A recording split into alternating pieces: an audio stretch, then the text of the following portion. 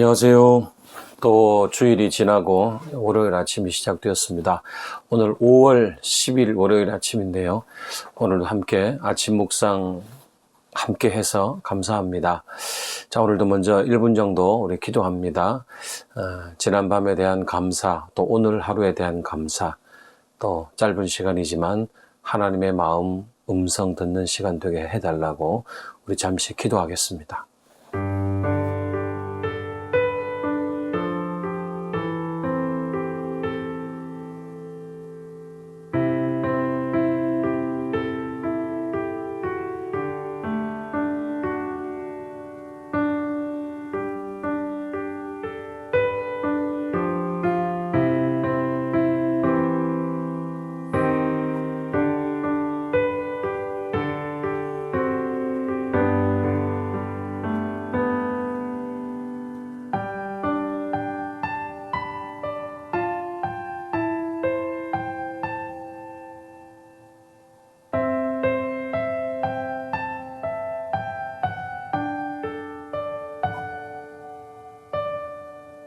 주님, 오늘도 우리에게 말씀을 주시옵소서.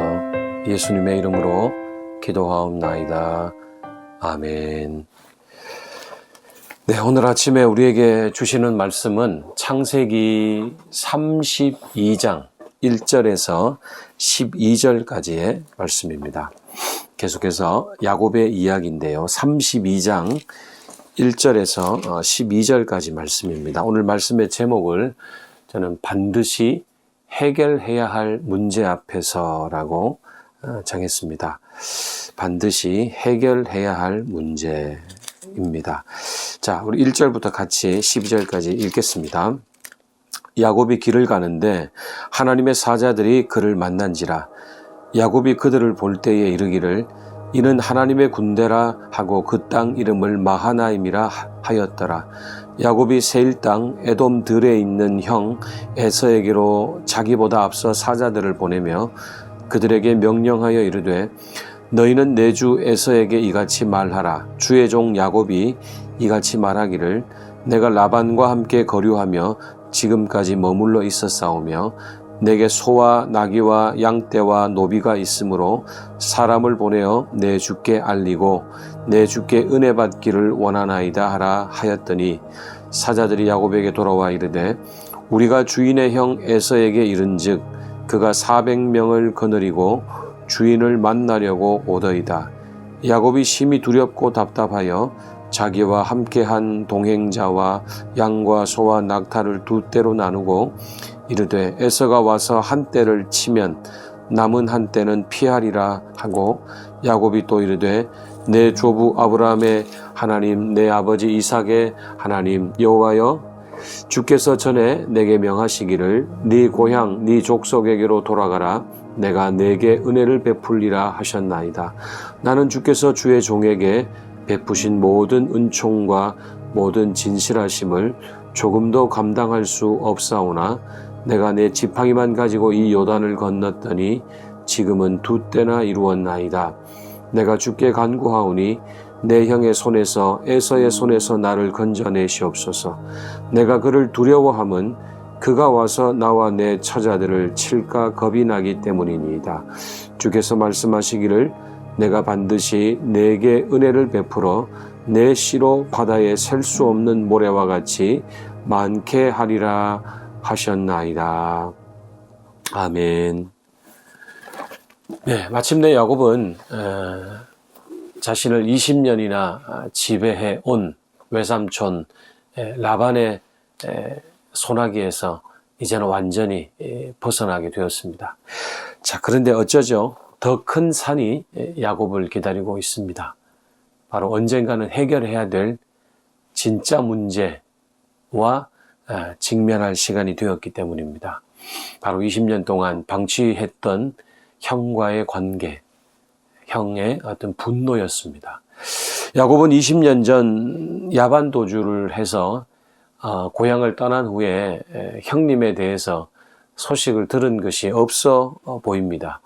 어머니 리브가는 형의 화가 가라앉으면 사람을 보내겠다 그렇게 약속했지만은 야곱은 단 한 번도 고향에서 소식을 받지를 못했습니다. 그리고 아마도 어머니는 돌아가신 것 같습니다. 자, 그동안 형의 분노가 얼마나 가라앉혀졌는지, 여전히 동생을 향해 살기 등등해 있는지 도무지 알 수가 없었습니다. 자, 그런데 하인들로부터 소식을 듣습니다. 형이 400명의 중무장한 군사들을 이끌고 지금 자기에게로 오고 있다는 소식을 듣게 되죠. 그리고 야곱의 마음이 무너져 내립니다. 하나님의 신실하심과 또 하나님의 능력을 경험한 야곱은 분명 예전에 그가 아니었지만은 그럼에도 그는 여전히 야곱이었습니다. 4절 5절을 보시면은요. 4절 5절 한번 보시면은 이 야곱이 형이라고 해봤자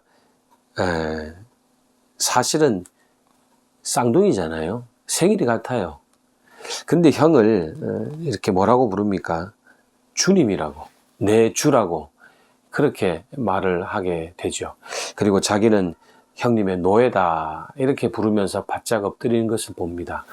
그리고 이제 7절 8절을 보면은 자기 일행과 재산을 두 때로 나누어서 하나는 건져보겠다라는 또 자판기, 계산기를 두드리는 야곱의 모습을 봅니다. 여전히 야곱은 야곱이었죠.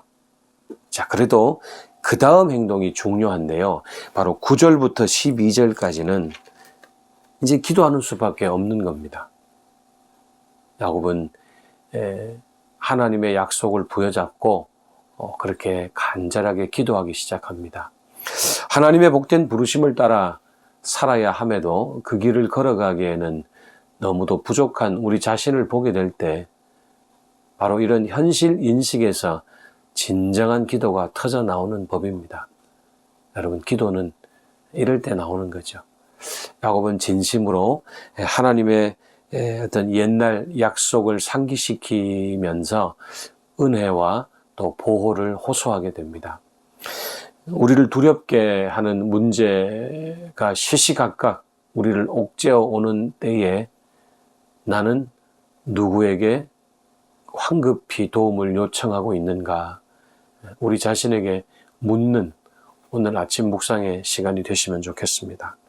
야곱은 야곱이죠. 여전히 계산기 두드리고 또 내일 본문에 가면 더 기가 막힌 일들을 하는 캐릭터가 야곱이지만 그래도 적어도 9절에서 12절의 말씀, 야곱은 정말 간절하게 솔직하게 기도하는 것을 봅니다. 저와 여러분도 우리가 어떤 정말 하나님의 부르심을 따라서 살아야 함에도 불구하고 내 자신이 그렇게 되지 않을 때가 있거든요. 바로 그럴 때 가장 중요한 것이 무엇인가? 진정한 기도, 현실 인식에서 나오는 간절한 기도가 터져 나오는 일입니다.